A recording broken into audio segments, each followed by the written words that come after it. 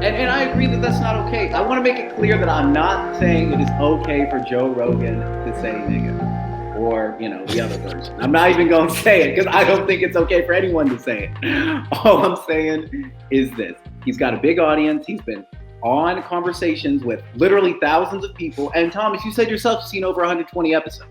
So you can't think that the guy is a blazing racist. No, I've seen him. I've seen an episode where he said it, and it's been in context. And still, I was like, I don't like that. But in context of what it was. But also, I've heard it in context where it was still used in a manner in which I thought it was racist.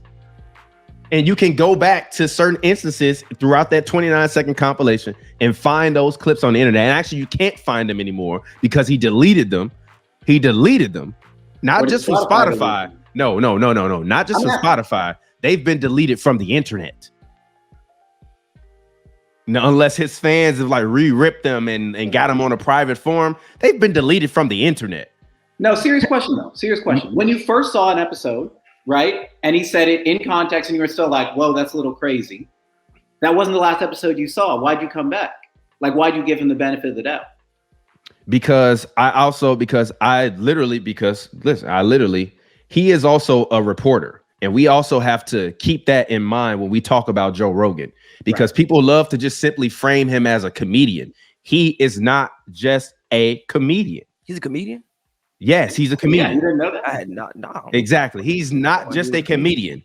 He is a sports broadcaster, host, and reporter. Yep. He brings athletes onto his platform for the sport that he reports on and hosts for and interviews them. Am I correct? Yes or no? Yeah. So he is a reporter. So as a reporter, if you're talking about things in context of what somebody else says and you say it, including when people talk about like some of the shit Joe Biden has said when he said it, he's saying it when he's reading public records or some shit like that. Right. So it's not as if he's just like openly in a chamber, just like throwing it around, blah, blah, blah, blah, blah. But also as a reporter, I'm giving him the benefit of the doubt that he's just being a reporter. Now, there are moments when he's crass and he says shit that I don't like. And I'm like, I don't fuck with that. I don't fuck with it. But it's a lot of people that say shit that I don't like and I just skip past it and move past it. But it's certain points and certain instances where it's just like, nah, bro. Like literally, I said I heard it once. I didn't hear it fucking 28 times in 28 seconds. I didn't know it was 28 instances of it. I didn't know it was a conversation out there where he basically telling somebody like, yo, like even when you see it out of context, it's bad. But when you see it in a full context, it's even worse because he's saying we're losing power because we can't say certain words anymore. He's like, we can't even say the N-word. Like, yes, why would you even want to say it? Why? Like, well, I can say it because I'm repeating somebody else say it, but why do you want to say it? My thing is, why do you feel comfortable to have this conversation on a public forum, bro? You have like 1 million something followers. Why do you feel 10 million downloads an episode? Why do you feel this comfortable to have this conversation on a public forum? Even if you think you're being informative, shut the fuck up. Sometimes you don't need to inform nobody or nothing. Shut up. Why do you feel comfortable to say racist epithets on a public forum? Let me give you a little pushback. Now, I don't even actually necessarily agree with this because I actually think you made a good point. But I think there's an argument that can be made that if he's got 10 million viewers each episode, and let's say 6 million are white, I think that's a fair guess. Minimum, it's probably more.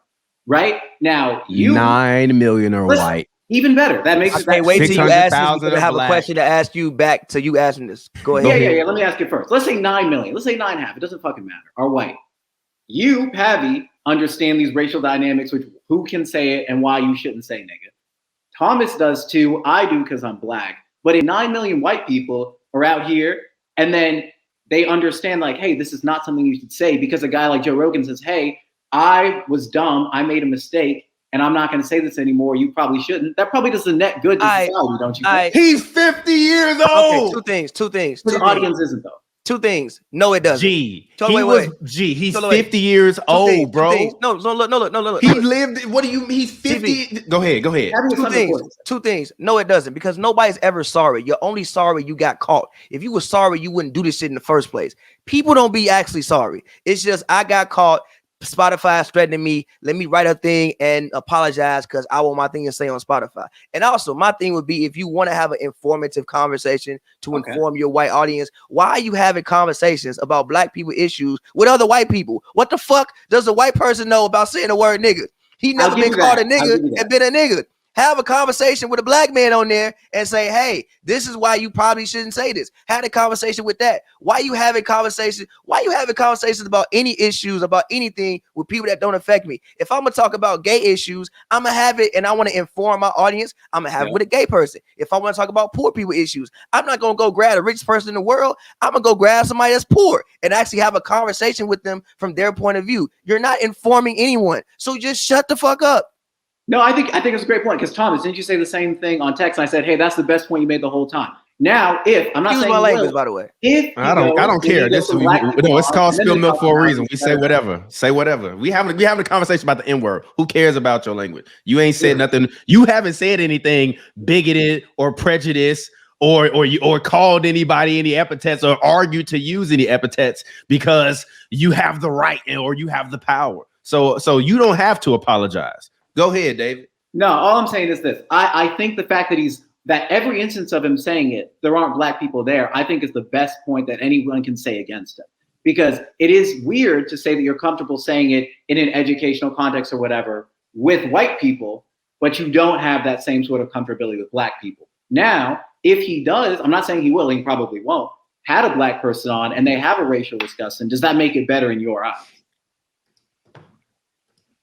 It could make it where it's like, okay, better.